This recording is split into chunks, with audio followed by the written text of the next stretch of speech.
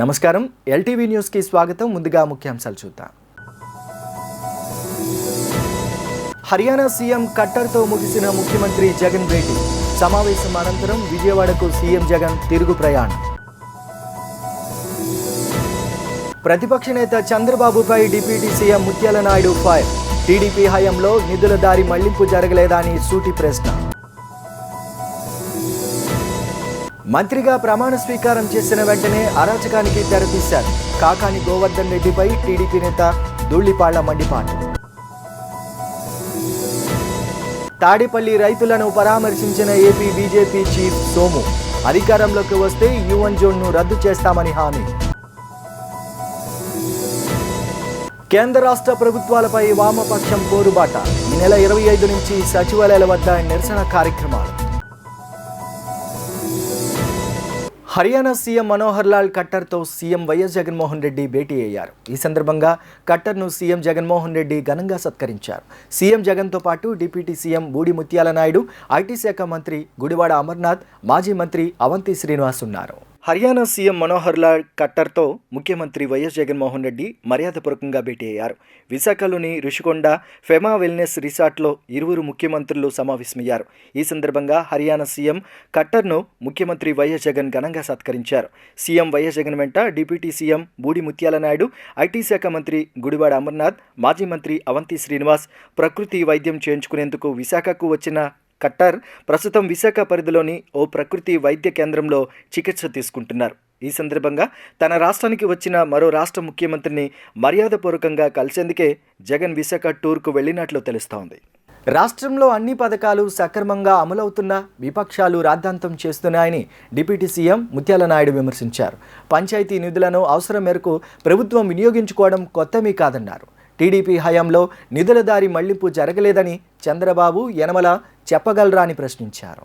AP ప్రభుత్వం చేస్తున్న అప్పులు, పేదలకు సంక్షేమ పథకాలకు నిధుల లభ్యతపై ఏపీ కేబినెట్లో కొత్తగా డిప్యూటీ సీఎంగా పదవీ బాధ్యతలు చేపట్టిన బూడి ముత్యాల నాయుడు ఆసక్తికర వ్యాఖ్యలు చేశారు. అప్పులు చేసే పేదవాడికి సంక్షేమ ఫలాలు అందిస్తున్నామని ఆయన వెల్లడించారు. అంతేకాకుండా పంచాయతీ నిధులను అవసరం మేరకు ప్రభుత్వం వినియోగించుకోవడం కొత్తేమీ కాదని కూడా ఆయన వ్యాఖ్యానించారు. అప్పులు చేయకుండానే టీడీపీ పాలన సాగించిందా అని ప్రశ్నించారు. రాష్ట్రంలో అన్ని పథకాలు సక్రమంగా అమలవుతున్నా విపక్షాలు రాద్ధాంతం చేస్తున్నాయని డిప్యూటీ సీఎం మండిపడ్డారు. టీడీపీ హయాంలో నిధుల దారి మళ్లింపు జరగలేదని చంద్రబాబు, యనమల రామకృష్ణుడు చెప్పగలరా అని ప్రశ్నించారు. నీరు, చెట్టు, మట్టి తవ్వకాల్లో వేల కోట్ల రూపాయలు ఎక్కడికి పోయాయని చంద్రబాబుని ముత్యాల నాయుడు ప్రశ్నించారు. ఈ రోజైతే ఈనాడులో ఒక అడ్డగోలమైనటువంటి రాతలు రాశారు. ఇస్తున్నటువంటి పెన్షన్లు 1వ తారీఖు తిలోదకాలు ఇచ్చి 5వ తారీఖు 10వ తారీఖు ఇచ్చేటువంటి కార్యక్రమం చేస్తూ ఉన్నారని చెప్పి లేనిపోని అబోధ కల్పనలు ఇప్పటి వరకు కూడా ఈ 3 ఏళ్లలో అనేకమైనటువంటి రాతలు, అడ్డగోలు రాతలు రాసిన విషయం కూడా మీ ముందు ఉంచుతూ ఉన్నాం. రాసినటువంటి ప్రతి రాతకు కూడా పక్కాగా మేము ఎవరిని కూడా ఇస్తూ పోతూ ఉన్నాం. ఈరోజు మరి ఇంతమందికి ఒకేసారి ₹1 లంచం అనేటువంటి విధానానికి ఏది లేకుండా అందరికీ కూడా సాచురేషన్ మోడ్లో పెన్షన్లు ఇస్తామని కడుపు మంటూ నాకైతే అర్థం కావట్లా. ఈ రోజు నుంచే కాదు, అసలు పెన్షన్ విధానాన్ని చంద్రబాబు నాయుడు తాలూకు విధానాలకి వ్యతిరేకంగా ఒక మంచి కార్యక్రమాన్ని చేయాలని చెప్పి స్వర్గీయ రాజశేఖర రెడ్డి గారు 2004లో ఈ ఉమ్మడి రాష్ట్రానికి ముఖ్యమంత్రిగా ప్రమాణ స్వీకారం చేసిన తర్వాత ఈ రాష్ట్రంలో ఉన్నటువంటి ప్రతి ఒక్కరికి కూడా ఇందిరమ్మ నామకరణం చేసి ఆ గ్రామాల్లో ఉన్నటువంటి ప్రతి ఒక్కరికి కూడా అప్పటి వరకు చంద్రబాబు నాయుడు ఇస్తున్నటువంటి ₹75 పెన్షన్ని అది కూడా అతి తక్కువ మందికి ఇచ్చేటువంటి పరిస్థితి. ఎవరైనా చనిపోతే చనిపోయిన స్థానంలో కొత్త వారిని మాత్రమే పెట్టేటువంటి కార్యక్రమం ఉండేది.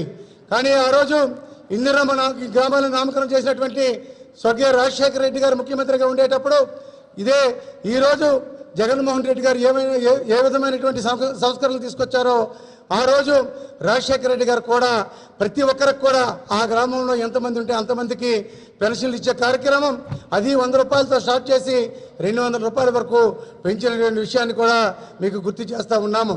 మరి ఈరోజు ఏదైతే ఉందో జగన్మోహన్ రెడ్డి గారు ఇస్తున్నటువంటి పెన్షన్ ఈ ప్రభుత్వం వైఎస్ఆర్ పార్టీ ప్రభుత్వం అధికారంలోకి వచ్చినట్లే మీకు ఇస్తున్నటువంటి పెన్షన్ని 3,000 రూపాయల వరకు పెంచుకుంటూ పోతామని చెప్పారు తప్ప ఒకేసారి 3,000 రూపాయలు ఇస్తామని చెప్పి ఏ రోజు ఏ పత్రికలో కానీ ఏ సమావేశాలలో కూడా చెప్పినటువంటి దాఖలాలు లేవు. కావాలంటే మీరు రికార్డులు తిరగేసుకోండి. అందుకే వచ్చిన వెంటనే 2,250 రూపాయల పెన్షన్ని ఇచ్చే కార్యక్రమాన్ని జగన్మోహన్ రెడ్డి గారు తీసుకున్నారు.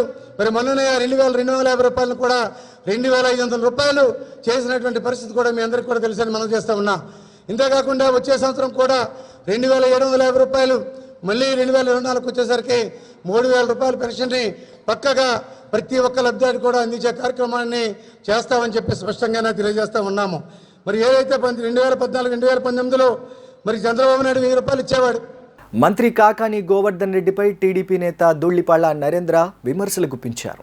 మంత్రిగా ప్రమాణ స్వీకారం చేసిన వెంటనే అరాచకానికి తెరతీశారని కాకానిపై మండిపడ్డారు. కోర్టు శిక్ష తప్పించుకునేందుకే మంత్రి చోరీ చేయించారని ఆయన ఆరోపించారు. నెల్లూరు కోర్టులో రాష్ట్ర వ్యవసాయ శాఖ మంత్రి కాకాని గోవర్ధన్ రెడ్డికి సంబంధించిన ఫైల్స్ చోరీ చేసిన కేసును పోలీసులు ఛేదించిన ప్రతిపక్షాల విమర్శలు మాత్రం తగ్గట్లేదు. నెల్లూరు కోర్టులో చోరీ చేసింది పాత దొంగలేనని ఎస్పీ విజయారావు ఆదివారం ప్రెస్ మీట్ పెట్టి మరీ వివరించారు. అయితే ఎస్పీ విజయారావు ఇచ్చిన వివరణ పట్ల ప్రతిపక్ష తెలుగుదేశం పార్టీ సెటైర్లు వేస్తుంది. ఇందులో భాగంగా నెల్లూరు కోర్టులో దొంగతనం కేసులో ఎస్పీ కల్పిత కథ బాగా అల్లారని టీడీపీ సీనియర్ నాయకుడు మాజీ ఎమ్మెల్యే ధూళిపాళ్ల నరేంద్ర ఆరోపించారు. 4 కేసుల్లోని నిందితులు కుక్కలు మెరిగితే భయపడతారా అని ధూళిపాళ్ల నరేంద్ర ప్రశ్నించారు. కోర్టుల్లో వేల కేసులకు సంబంధించిన ఫైల్స్ ఉంటే దొంగలకు కేవలం మంత్రి కాకాని గోవర్ధన్ రెడ్డి కేసు ఆధారాలే కనిపించాయా అని అనుమానం వ్యక్తం చేశారు. నిన్నటిదాకా శాసనసభ్యుడిగా ఉన్న కాకాని గోవర్ధన్ రెడ్డి నేడు మంత్రిగా ప్రమాణ స్వీకారం చేయగలనే ఈ రాష్ట్ర చరిత్రలో ఎప్పుడూ కని విని ఎరుగని ఒక అరాచక పర్వానికి ఏ విధంగా తెరదీశాడో రాష్ట్ర ప్రజలందరం కూడా చూస్తూ ఉన్నాం. ఎందుకంటే దాదాపు 7 కేసుల్లో రకరకాల కేసుల్లో ఆయన ముద్దాయి. దాదాపు దీనిలో 4 కేసులు కల్తీ మద్యం కానివ్వండి, అక్రమ మద్యం సరఫరా కానివ్వండి, దాదాపు 4 కేసులు ఆ విధమైన కేసులు ఆయన మీద ఉన్నాయి. అదేవిధంగా తనకి రాజకీయ ప్రత్యర్థి అయిన సోమిరెడ్డి చంద్రమోహన్ రెడ్డి గారి యొక్క ప్రతిష్ట దిగదార్చాలి అనే ఉద్దేశంతో సోమిరెడ్డి చంద్రమోహన్ రెడ్డి గారి మీద చేసిన ఆరోపణలు మలేషియాలో ఆస్తులు ఉన్నాయనో, సింగపూర్లో ఆస్తులు ఉన్నాయనో, హాంకాంగ్లో ఆస్తులు ఉన్నాయనో రకరకాలైన అక్రమ ఆధారాలు సృష్టించి ఆయన ఆరోపణలు చేయటం జరిగింది. ఆ నేపథ్యంలో ఏదైతే సోమిరెడ్డి చంద్రమోహన్ రెడ్డి గారు వీటి మీద ఏదైతే అక్రమ ఆధారాలు కానివ్వండి, కల్పితమైన ఆధారాలతో ఏదైతే ఆరోపణలు చేశారో దాని మీద పోలీస్ కేసు పెట్టడం, ఆ పోలీస్ కేసు పెట్టిన మీదట సమగ్రమైన విచారణ చేయటం, దానిలో A1గా కాకాని గోవర్ధన్ రెడ్డి గారు, A2గా పసుపులేటి చిరంజీవి అనే వ్యక్తి ఉరఫ్ మణిమోహన్. ఎందుకంటే ఇతను మలేషియా, సింగపూర్ రాష్ట్రాల్లో దేశాల్లో చాలా కాలం ఉండి అక్కడ చాలామందికి ఉద్యోగాలు ఇప్పిస్తామని అమాయకుల్ని మోసం చేసిన కేసులో ముద్దాయి. అతని పాస్పోర్ట్ని సీజ్ చేస్తే మళ్ళీ వేరే దాంతో మణిమోహన్ అనే పేరు మార్చుకొని దొంగ పాస్పోర్ట్స్ సృష్టించి గవర్నర్ బిశ్వభూషణ్ హరిచందన్పై టీడీపీ ఎమ్మెల్యే సీనియర్ నేత గోరంట్ల బుచ్చయ్య చౌదరి తీవ్ర విమర్శలు చేశారు. ఏపీ గవర్నర్ ఉత్సవ విగ్రహంలా మారారని ఆరోపించారు. సీఎం జగన్ తప్పుడు నిర్ణయాల వల్ల ఏపీ దివాళా తీసిందన్నారు. అన్ని నిబంధనలు పక్కన పెట్టి పరిమితికి మించి అప్పులు చేస్తున్న ప్రభుత్వాన్ని గవర్నర్ ఎందుకు అడ్డుకోవటం లేదని తెలుగుదేశం సీనియర్ నేత గోరంట్ల బుచ్చయ్య చౌదరి ప్రశ్నించారు. గవర్నర్ ఉత్సవ విగ్రహంలా ఉండటం సరికాదంటూ బిశ్వభూషణ్ హరిచందన్పై గోరంట్ల బుచ్చయ్య చౌదరి తీవ్ర విమర్శలు చేశారు. వచ్చిన ప్రతి ఫైలుపై గవర్నర్ గుడ్డిగా సంతకం పెట్టడం సరికాదని సూచించారు. అలాగే ఏపీ ప్రభుత్వ పెద్దలకు ఆర్థిక క్రమశిక్షణ లేదని విమర్శించారు. శ్రీలంక పరిస్థితులు నేడు రాష్ట్రంలో కనిపిస్తున్నాయని ధ్వజమెత్తారు. సంక్షేమం ముసుగులో ప్రభుత్వం పేదవారిని తాగుబోతులుగా మారుస్తున్నట్టు గోరట్ల బుచ్చయ్య చౌదరి ఆగ్రహం వ్యక్తం చేశారు. ఇవాళ ప్రజా రుణం 4,13,000 కోట్లు, రాష్ట్ర కార్పొరేషన్ల 1,38,000 కోట్లు, నాన్ గ్యారంటీ రుణం కింద 65,000 కోట్లు, ఫైనాన్షియల్ సర్వీస్ కార్పొరేషన్ ద్వారా 10,000 కోట్లు, పెండింగ్ బిల్లులు ఉద్యోగులకు కానీ లేక పెన్షన్ స్కీములకు కానీ కాంట్రాక్టులకు కానీ లేక వస్తువులు సరఫరా చేసిన వాళ్ళకి ఇవ్వాల్సిన 1,50,000 కోట్లు, ఈ విధంగా 7,76,000 కోట్లు ఇవాళ ఎవరికి బిల్లులు చెల్లించడంలా, సకాలంలో పెన్షన్లు చెల్లించడంలా, సకాలంలో జీతాలు ఇవ్వటంలా, అయినా మరి అప్పు తెచ్చామంటున్నారు. ఏదైతే కోవిడ్ పుణ్యం అంటూ కేంద్ర ప్రభుత్వం ఇచ్చిన రిలీఫ్ను వాడుకొని అప్పుల భారం పెంచుతూ ఉన్నారు. అప్పులు తీర్చాలి కదా, ప్రజల మీద భారం పడిపోతోంది. ఇవాళ పెట్రోల్ 120 రూపాయల 55 పైసలు ఈరోజు ఆంధ్రప్రదేశ్లో, డీజిల్ 106 రూపాయల 19 పైసలు. అంటే కొలంబోలో కూడా అలాగే 250 రూపాయలకి అలా పెరిగిందో ఆంధ్రప్రదేశ్లో కూడా ధరలు అలా పెరిగిపోతున్నాయి. నూనెల ధరలు ఇవాళ నిత్య జీవితావసర వస్తువులన్నీ పెరిగిపోతా ఉన్నాయి. ఇవాళ ఎంత దారుణం అంటే కందిపప్పు 70 రూపాయలు ఉండేది 140 రూపాయలు పెరిగింది. వంట నూనె 80 రూపాయలు ఉండేది 240 చేరింది. కరెంటు కోతలు లేవు 5 ఏళ్ళు. ఇవాళ కరెంటు కోత, వ్యవసాయానికి 4-5 గంటలు కూడా రావటంలే, పంటలు ఎండిపోతున్నాయి. పరిశ్రమలకి హాలిడే పెట్టారు. పరిశ్రమలో పనిచేసే వేలాది లక్షలాది మంది కార్మికులు రోడ్లు పడైపోతున్నారు. ఒక పక్క పరిశ్రమలన్నీ తరలిపోతున్నాయి. ఈ అస్తవ్యస్త విధానాల వల్ల, పనికిరాని నిర్ణయాల వల్ల రాష్ట్రం చిన్నాభిన్నం అయిపోతుంది, ఆర్థికంగా దివాళా తీసిపోతుంది, ఉపాధి అవకాశాలు కనుమరుగైపోతున్నాయి.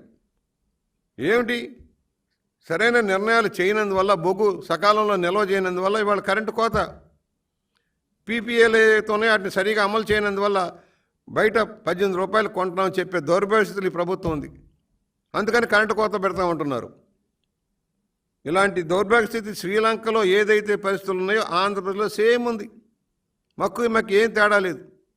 నిత్య జీవితావసర వస్తువుల ధరలన్నీ పెరిగిపోయినాయి, రవాణా ఖర్చులన్నీ పెరిగిపోయినాయి. ఇవాళ అందుకనే చెబుతున్నాం, రాష్ట్రం ఆర్థికంగా దివాళా తీస్తూ ఉంది. ఏదైతే పరిశ్రమలు మూలబడిపోవటం, పరిశ్రమలు తరలిపోవటం, ఉద్యోగులు కార్మికులు వలసపోతున్నారంటే రాష్ట్ర ప్రజలు అర్థం చేసుకోవచ్చు. శ్రీకాకుళం నుంచి రాయలసీమ దాకా కార్మికులు, మేధావులు కూడా వలసపోతూ ఉన్నారు. ఒక్కటంటే ఒక ఉద్యోగం లేదు ఈ రాష్ట్రంలో. ఈ పరిస్థితిని ఒకసారి అర్థం చేసుకోవాల్సిన అవసరం ఉంది. ఇవాళ ఉపాధి అవకాశాలు లేవు, యువత కనీసం నిరుద్యోగ భృతి లేదు. ఇవన్నీ కూడా ఆర్థిక క్రమశిక్షణ లేని ఈ రాష్ట్ర ప్రభుత్వ విధానాల వల్ల మనం తీవ్రమైన ఇక్కట్ల పాలైపోతున్నాం. ఇవాళ బకాయిలు చెల్లించడం లేదు. ఎవడు కాంట్రాక్టులు కనీసం కేంద్ర ప్రాయుక్త పథకాలకు కూడా ఎవరు కూడా టెండర్లు వేసే పరిస్థితుల్లో లేరు. వచ్చే ఎన్నికల్లో బీజేపీ అధికారంలోకి వస్తే U1 జోన్ను రద్దు దస్త్రంపైనే తొలి సంతకం చేస్తామని ఆ పార్టీ రాష్ట్ర అధ్యక్షుడు సోము వీర్రాజు అన్నారు. గుంటూరు జిల్లాలోని తాడేపల్లిలోని U1 జోన్ను రద్దు కోరుతూ రైతులు చేస్తున్న నిరసన దీక్షకు సోము వీర్రాజు మద్దతు పలికారు. న్యాయం జరిగే వరకు అండగా ఉంటామని రైతులకు బీజేపీ రాష్ట్ర అధ్యక్షులు భరోసా ఇచ్చారు. వచ్చే ఎన్నికల్లో బీజేపీ రాష్ట్రంలో అధికారంలోకి వస్తే U1 జోన్ రద్దు దస్త్రంపైనే తొలి సంతకం చేస్తామని ఆ పార్టీ ఏపీ అధ్యక్షుడు సోము వీర్రాజు అన్నారు. తాడేపల్లిలో U1 జోన్ ఎత్తివేయాలంటూ గత 15 రోజులుగా నిరాహార దీక్ష చేస్తున్న రైతులకు ఆయన మద్దతు పలికారు. రైతులతో కలిసి దీక్షలో పాల్గొన్నారు. ఈ సందర్భంగా జోన్ వల్ల తాము పడుతున్న ఇబ్బందులను రైతులు సోము వీర్రాజు దృష్టికి తీసుకెళ్లారు. రైతులకు న్యాయం జరిగే వరకు అండగా ఉంటామని సోము వీర్రాజు వారికి హామీ ఇచ్చారు. ఆనాటి ప్రభుత్వం 170 ఎకరాలు, 320 మంది రైతులు, వీళ్ళ సమస్య మీద ఆనాటి ప్రభుత్వం దగ్గరికి ఈనాటి వచ్చిన ప్రభుత్వం మేము వస్తే వెంటనే దీన్ని పరిష్కరిస్తామని స్థానిక శాసనసభ్యుడు హామీ ఇచ్చి ఇప్పటికి 1000 రోజులు గడిచినప్పటికీ 20 మంది రైతులు చనిపోయినప్పటికీ వాళ్ళు నిమ్మక నీరెత్తినట్లుగా వ్యవహరించే ధోరణిని భారతీయ జనతా పార్టీ తీవ్రంగా ఖండిస్తుంది. ఈ U1 జోన్ రైతాంగానికి పార్టీ తరఫున పూర్తి మద్దతు భారతీయ జనతా పార్టీ తెలియజేస్తుందని, ప్రభుత్వం తక్షణం ఈ జోన్ని రద్దు చేయాలని మేము డిమాండ్ చేస్తున్నాం. ఎమ్మెల్యే గారు కనీసం ఇంతకాలం అయినప్పటికి కూడా దీన్ని పట్టించుకోకుండా దీని మీద కొంతమంది డేగ కన్నులు వేశారని కూడా రైతులు చెప్తున్నారు. ఆ డేగ కన్ను వేసిన కంపెనీల్ని ఈ పరిసర ప్రాంతాల్లో కూడా భారతీయ జనతా పార్టీ రానివ్వదని, అలాంటి ఒప్పందాలు జరిగితే రైతుల యొక్క సహాయంతో వాళ్ళని తమిరి కొడతామని ఖచ్చితంగా తెలియజేస్తున్నాను. మీరు ఏమని హామీ ఇచ్చారు ఆవేళ? ఈవేళ ఎందుకు వ్యాపారాత్మకమైన మనసుతో ఆలోచిస్తున్నారు? మీరు పరిపాలకులా, వ్యాపారస్తులా, రోలర్సా, ట్రేడర్సా అని నేను ఈ జగన్మోహన్ రెడ్డి ప్రభుత్వాన్ని ప్రశ్నిస్తున్నా. వెంటనే రైతాంగ సమస్యను తొలగించాలని బీజేపీ డిమాండ్ చేస్తుంది. కేంద్ర రాష్ట్ర ప్రభుత్వాలపై వామపక్ష నేతలు తీవ్రస్థాయిలో విరుచుకుపడ్డారు. మోడీ, జగన్ పోటీపడి ప్రజలపై పన్నుల భారం మోపుతున్నారని విమర్శలు చేశారు. కేంద్ర రాష్ట్ర ప్రభుత్వాలకు వ్యతిరేకంగా ఈ నెల 25వ తేదీన సచివాలయాల వద్ద నిరసన చేపడుతున్నట్లు వామపక్ష నేతలు తెలిపారు. కేంద్ర రాష్ట్ర ప్రభుత్వాలు సామాన్యుల నడ్డి విరుస్తున్నాయని, పెంచిన పెట్రోల్, డీజిల్, వంట గ్యాస్ ధరలను తక్షణమే తగ్గించాలని సిపిఎం రాష్ట్ర కార్యదర్శి డిమాండ్ చేశారు. ధనవంతులకు రాయితీలు, పేదలపై భారాలు వేస్తున్న బీజేపీ ప్రభుత్వానికి ప్రజలు తగిన బుద్ధి చెబుతారని సిపిఎం రాష్ట్ర కార్యదర్శి శ్రీనివాసరావు హెచ్చరించారు. రాష్ట్ర ప్రభుత్వం కూడా మోడీ బాటలో నడుస్తూ కరెంటు ఛార్జీలు పెంచి సామాన్య ప్రజలపై భారాలు వేయడం దారుణమని సిపిఐ రాష్ట్ర కార్యదర్శి రామకృష్ణ విమర్శించారు. ధరలు పెంచిన ప్రభుత్వాలు కార్మికులకు, ఉద్యోగులకు జీతాలు, కూలీలకు కూలీ రేట్లు, రైతులకు గిట్టుబాటు ధరలు పెంచడం లేదని వామపక్ష నేతలు విమర్శించారు. అధిక ధరలు అరికట్టకపోతే ప్రజా ప్రతిఘటన తప్పదని హెచ్చరించారు.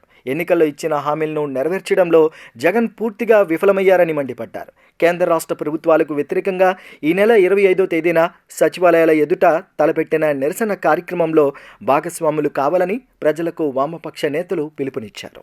Petrol, diesel, gas, cement, steel, ఇసుక, విద్యుత్ బిల్లులు, ఆర్టీసీ బస్ ఛార్జీలు ఒకటి కాదు రోజు ఒకటి చొప్పున జనం నెత్తి మీద పిడుగుల్లాగా పడుతున్నాయి. ఈ పిడుగుల వర్షం నుంచి జనాన్ని కాపాడటానికి ఈరోజు పెద్ద ఎత్తున ప్రజా ఉద్యమాన్ని నిర్మిస్తే తప్ప, దీన్ని ప్రతిఘటిస్తే తప్ప ప్రజలకు ఉపశమనం కలగదు.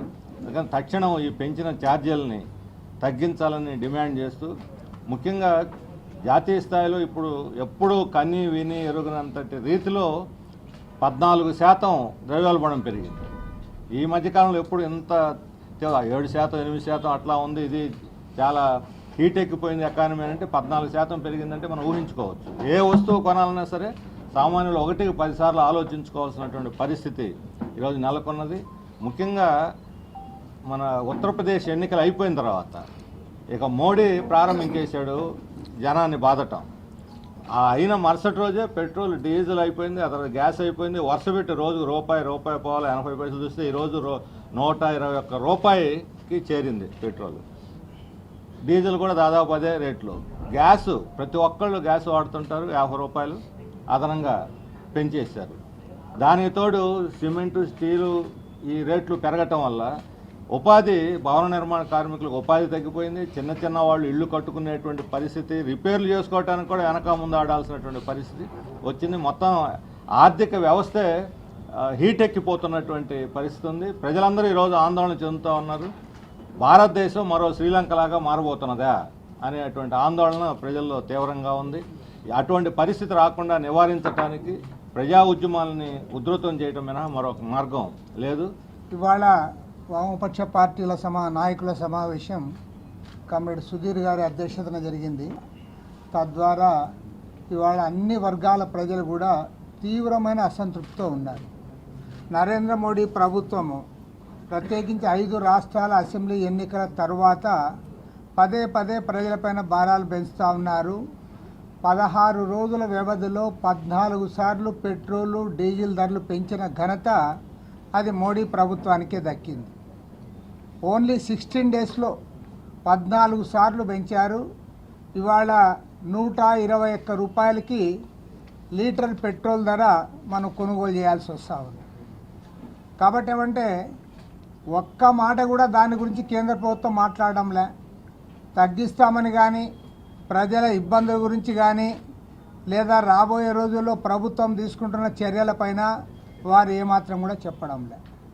దానికి తోడు మన రాష్ట్రంలో చూస్తే ఒక పెట్రోలు, డీజిలు, వంట గ్యాసే కాదు, సిమెంటు ధరలు, స్టీల్ ధరలు, ఇసుక ధరలు అన్నీ కూడా ఎక్కువే.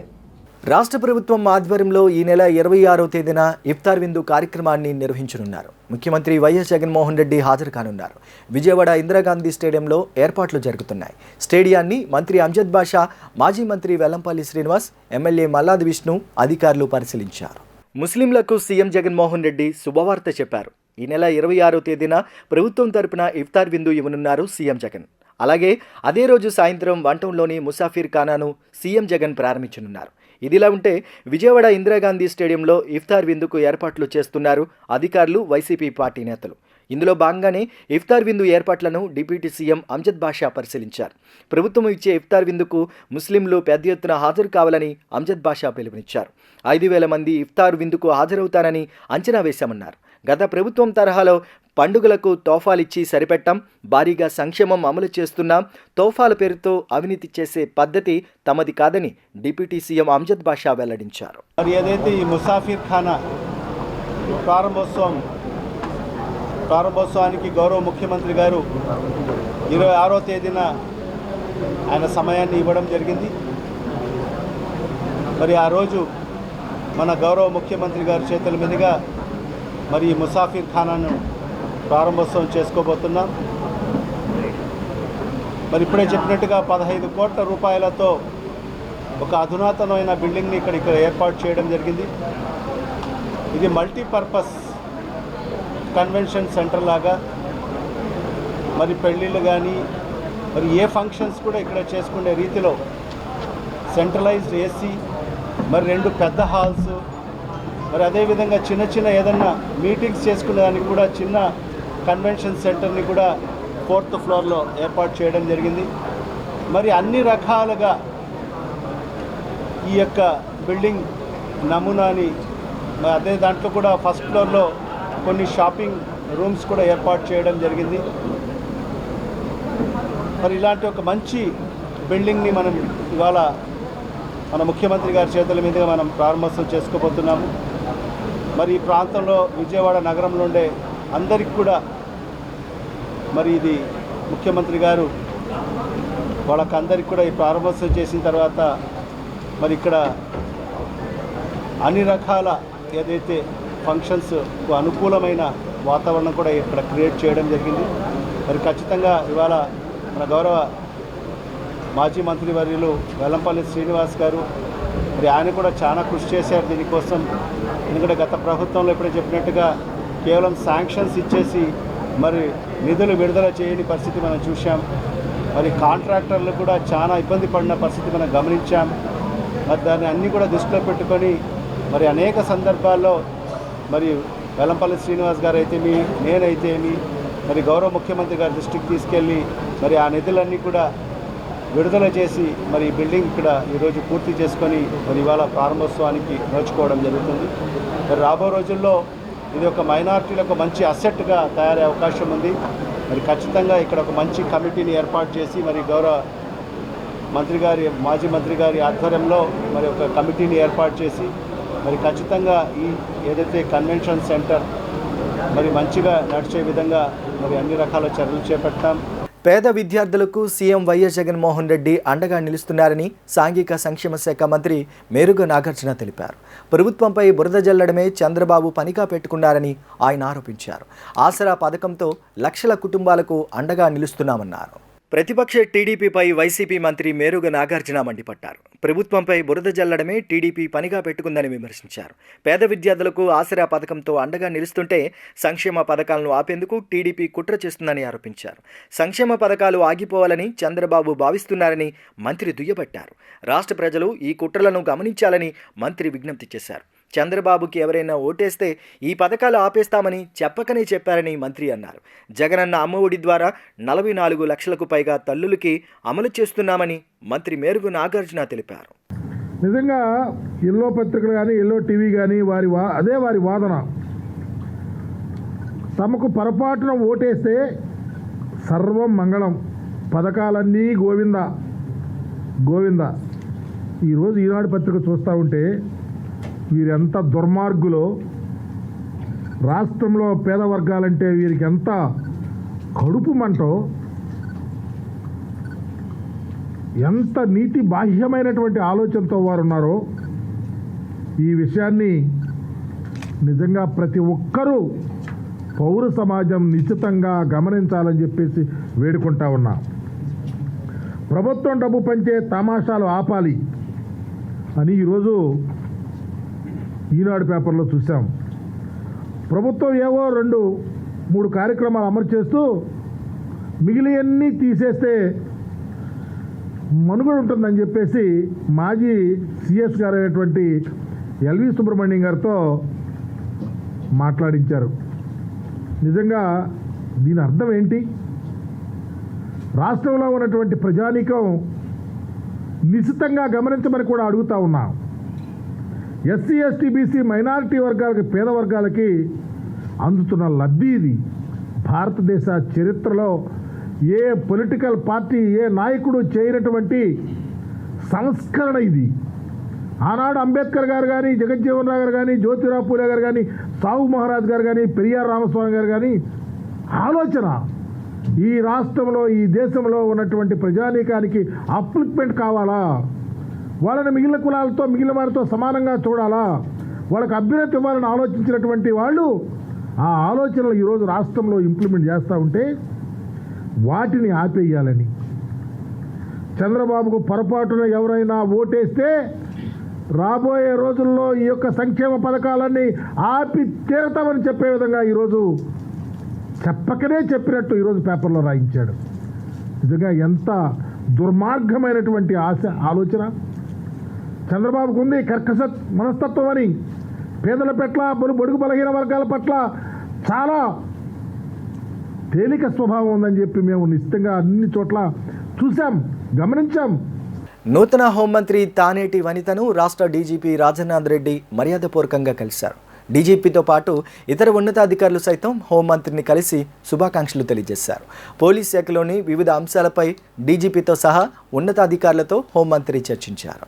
ఏపీ నూతన హోంమంత్రిగా బాధ్యతలు స్వీకరించిన తానేటి వనితను రాష్ట్ర డీజీపీ రాజేంద్రనాథ్ రెడ్డి మర్యాదపూర్వకంగా కలిసి శుభాకాంక్షలు అందించారు. సచివాలయంలోని 2వ బ్లాక్లోని మంత్రి ఛాంబర్లో కలుసుకొని అభినందనలు తెలిపారు. డీజీపీతో పాటు additional DG Ravishankar, IG Nagendrababu, DIG Rajasekhar Babu, Eluru range DIG Palaraju, IG Venkatramareddy, Guntur SP Arif Ahmed, ఇతర ఉన్నతాధికారులు హోంమంత్రిని కలిసి శుభాకాంక్షలు తెలిపారు. అనంతరం పోలీస్ శాఖలోని వివిధ అంశాలపై హోంమంత్రి తానేటి వనిత ఉన్నతాధికారులతో చర్చించారు. రాష్ట్రంలోని భూ రికార్డులన్నీ అప్డేట్ చేయాల్సి ఉందని CCLA కమిషనర్ సాయి ప్రసాద్ తెలిపారు. కోర్టులో వివాదాలు ఉన్న వాటిని మినహాయించి మిగతా అన్నింటినీ పరిష్కరించి రీసర్వే చేస్తామని సాయి ప్రసాద్ స్పష్టం చేశారు. ఏపీలో సమగ్ర భూ సర్వే కోసం ప్రభుత్వం భారీ ఎత్తున కార్యాచరణ రూపొందించిన నేపథ్యంలో భూ పరిపాలనా శాఖ కమిషనర్ సాయి ప్రసాద్ స్పందించారు. రాష్ట్రంలో బ్రిటిష్ వాళ్ళు సర్వే చేసిన తర్వాత మళ్ళీ ఇప్పటి వరకు ఎవరూ సమగ్ర సర్వే చేయలేదని వెల్లడించారు.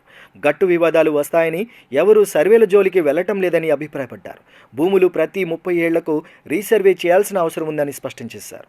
రాష్ట్రంలో భూముల రీసర్వేపై సీఎం పర్యవేక్షణ చేస్తున్నారని తెలిపారు. రాష్ట్రంలోని భూ రికార్డులని అప్డేట్ చేయాల్సి ఉందని, అయితే కోర్టులో వివాదాలు ఉన్నప్పటికీ మినహాయించి మిగతా వాటన్నిటికీ పరిష్కరించి రీసర్వే చేస్తామని సాయి ప్రసాద్ చెప్పారు. ఏపీలో ఏడాదికి 10 లక్షల రిజిస్ట్రేషన్లు జరుగుతున్నాయని, సర్వే పూర్తయ్యాక రోజువారీ మ్యూటేషన్లు చేపడుతున్నట్లు వెల్లడించారు. తహసీల్దార్తో సంబంధం లేకుండా ఆటో మ్యూటేషన్లు ఉంటాయని, రిజిస్ట్రేషన్ జరగగానే ఆటో మ్యూటేషన్ జరిగిపోతుందని వివరించారు. కోర్టులో పెండింగ్లో ఉన్నాయి తప్ప మిగిలినవన్నీ ఏదో ఒక డెసిషన్ రెవెన్యూ డిపార్ట్మెంటు ఉన్న చట్టానికి లోబడి డెసిషన్ తీసుకొని దీన్ని ఒక ఫైనాలిటీకి తీసుకురావాలి అనేది మెయిన్ ఉద్దేశం అన్నమాట. సో ఇది కేవలం కొలతలేసే కార్యక్రమం కాదు. సర్వే అంటే మన ఊరుగా హద్దులు చూపెట్టేది కొలతలేసేది అనుకునే సిచ్యువేషను. కానీ ఇది బేసికలీ ఉన్న తగాదాలు అన్నీ కూడా సాల్వ్ చేయడానికి ఇది మంచి అవకాశం అన్నమాట. ఇది చట్టంలో కూడా ఈ రిక్వైర్మెంట్ ఉంది సర్వే అండ్ బౌండరీ యాక్ట్లో.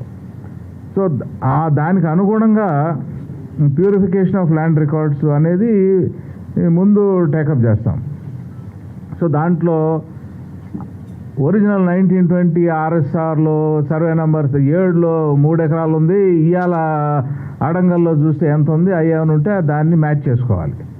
సో ఈ పాత రికార్డుతో ఉన్న రికార్డ్ని ప్యూరిఫై చేసేది ఒక కార్యక్రమం అన్నమాట.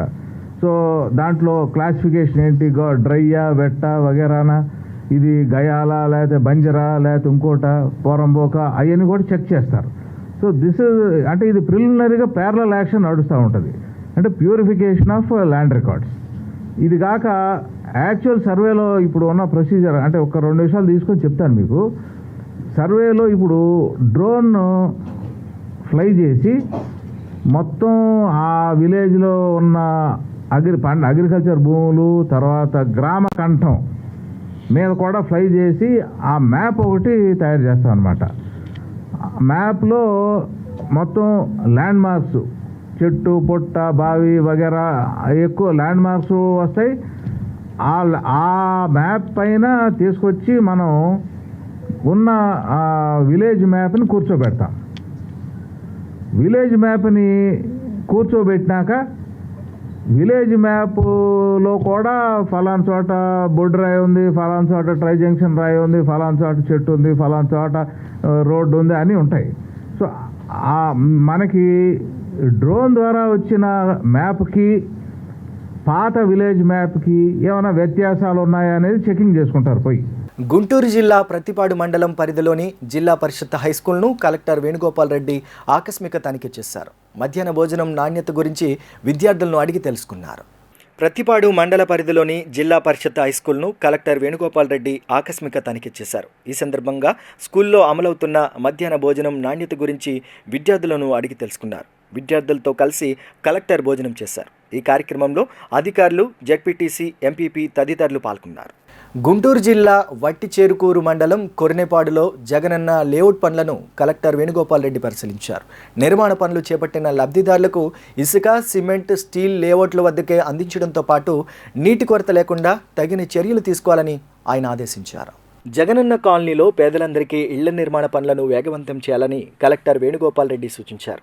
వట్టిచేరుకూరు మండలం కొర్నేపాడు జగనన్న కాలనీలో జరుగుతున్న ఇళ్ల నిర్మాణ పనులను మండల అధికారులతో కలిసి పరిశీలించారు. నిర్మాణ పనులు చేపట్టిన లబ్ధిదారులకు ఇసుక, సిమెంట్, స్టీల్ను లేఅవుట్ వద్దకే అందించడంతో పాటు నీటి కొరత లేకుండా తగిన చర్యలు తీసుకోవాలని చెప్పారు. విద్యుత్ లైన్లు లేవంటూ లబ్ధిదారులు మొరపెట్టుకోవడంతో ఆ దిశగా చర్యలు చేపట్టాలని అధికారులను ఆదేశించారు. అనంతరం ప్రతిపాడులోని వైఎస్ఆర్ అగ్రి ల్యాబ్ను, స్థానిక సచివాలయాన్ని సందర్శించారు. రేషన్ బియ్యాన్ని డోర్ టు డోర్ డెలివరీ జరిగేలా చర్యలు తీసుకోవాలని వీఆర్ఓకు స్పష్టమైన ఆదేశాలు ఇచ్చారు. ప్రతిపాడులోని సిహెచ్సిని పరిశీలించారు. వైద్యుల కొరత ఉన్న విషయాన్ని గుర్తించిన కలెక్టర్ త్వరలోనే నియామకాలు జరుపుతామని ఆయన తెలిపారు. అధికారులకు ఇప్పటికే చాలా స్పష్టమైన ఆదేశాలు ఇచ్చాం. అట్లనే కలెక్టరేట్లో కూడా నేను కొన్ని అనలైజ్ చేస్తున్నాను. ఇచ్చిన పరిష్కారాలు ఎంతవరకు కరెక్ట్గా ఉన్నాయి, అది సరిపడి అంటే అడిగిన సమస్యకి పరిష్కారం చూపుతున్నామా, చూపలేకపోతున్నామా, సో అవన్నీ కూడా కొన్ని ర్యాండమ్ టెస్ట్ చేస్తున్నాం. అట్లనే ఇవన్నీ అయిన తర్వాత పొద్దున ప్రతిరోజు ఇప్పుడు 9 గంటలకి అధికారులతోటి ఫస్ట్ 9 నుంచి 10 గంటల వరకు స్పందన రివ్యూనే చేస్తున్నాం. సో ప్రతి సోమవారం అందులో ఇట్లాంటివి ఏమైనా ఉంటే కూడా రెక్టిఫై చేయడానికి యాక్షన్ తీసుకుంటాం. పరిష్కారం చేసిన కేసుల్ని కొన్ని శాంపుల్గా చెక్ చేస్తున్నాం కలెక్టరేట్లో కూడా. అండ్ డిస్ట్రిక్ట్ ఆఫీసర్లందరికీ ఇన్స్ట్రక్షన్స్ ఇచ్చాను. ప్రతి ఆఫీస్లో వాళ్ళ డిపార్ట్మెంట్ సంబంధించి ఎన్ని అర్జీలు వచ్చాయి, అందులో ఎన్ని మనం వాళ్ళు పరిష్కరించిన వాటిలో క్వాలిటీ చూడమని చెప్పాను. ఆ క్వాలిటీ ప్రతి ఆఫీస్లో జరుగుతుంది, కలెక్టరేట్లో కూడా చూస్తాం. We will improve very shortly, quality improve చేస్తాం. మిగిలిన మనకి టెస్టింగ్ ల్యాబ్స్ ఎక్కడ ఉన్నాయో అగ్రికల్చర్ ఆఫీసర్కి ఇన్స్ట్రక్షన్స్ ఇస్తాము. ఇది ప్రధానంగా రైతులకి ఉపయోగపడడం కోసమే ప్రభుత్వం తీసుకుని వచ్చాం. రైతుల టెస్టింగ్ ల్యాబ్ కూడా పోవడానికి లేదు.